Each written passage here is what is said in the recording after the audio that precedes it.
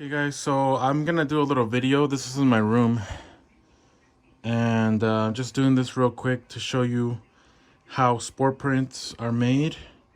Basically, you gotta get a container like Tupperware, piece of foil, but the ones in this box is not how I traditionally do it, but I was being a little lazy, so I didn't do it properly, but it still works. It'll still get the print. It's still safe.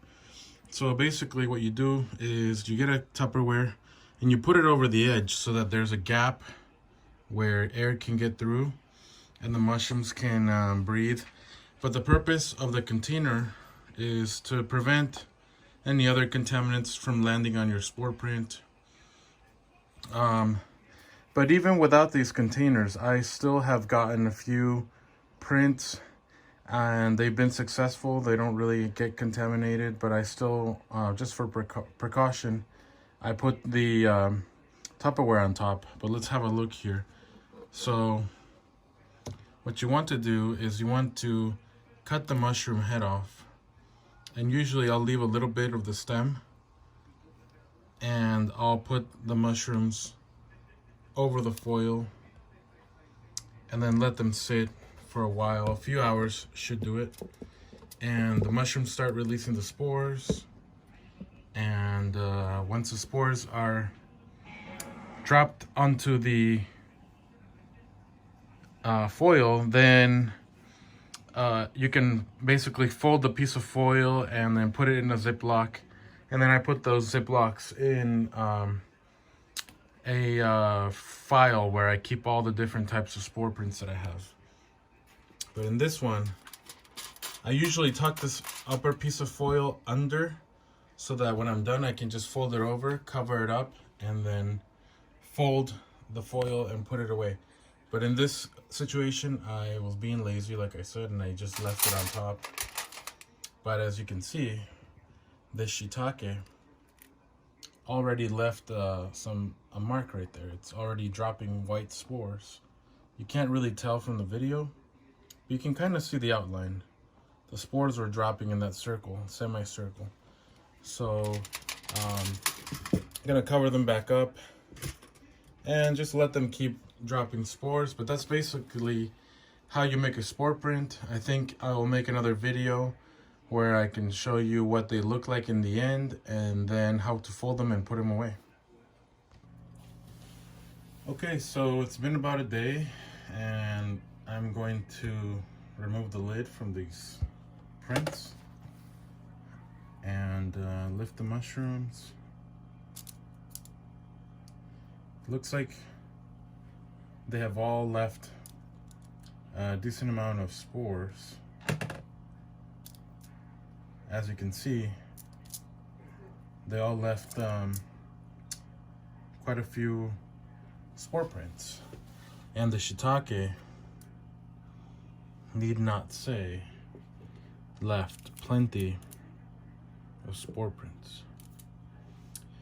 So, it's important to wash your hands or use gloves when you do this. Wear a mask so that your bacteria from your mouth doesn't land on these spore prints. And you want to get these covered up as soon as possible. So what I'm going to do is I'm going to take the foil, flip it over,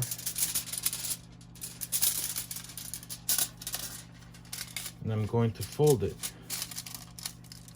so that I can keep these guys covered. And it's always really hard to get it just right how it was before. But anyways, you can just press it. And what I do is I fold the edges. Fold one edge, then I fold the other edge like so, and then finally fold the last part. And there you go, you have a spore print. So now what I do is I take my spore print and I put it in a Ziploc bag, open it up real nice,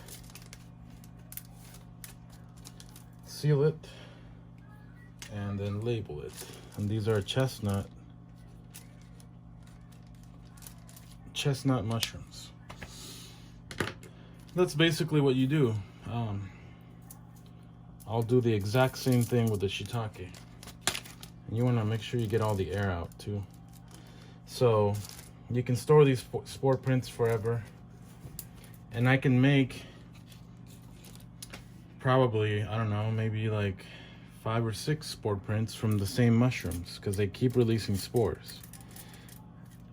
And it's very useful because one spore print could last you forever. I mean, I got some spore prints that I've had since what, 2013, and they're still there, they're still usable, and I've made quite a number of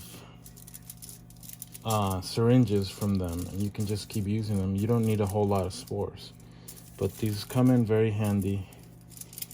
And so when you do this, you want to be sure that you cover them so that contaminants don't land on them.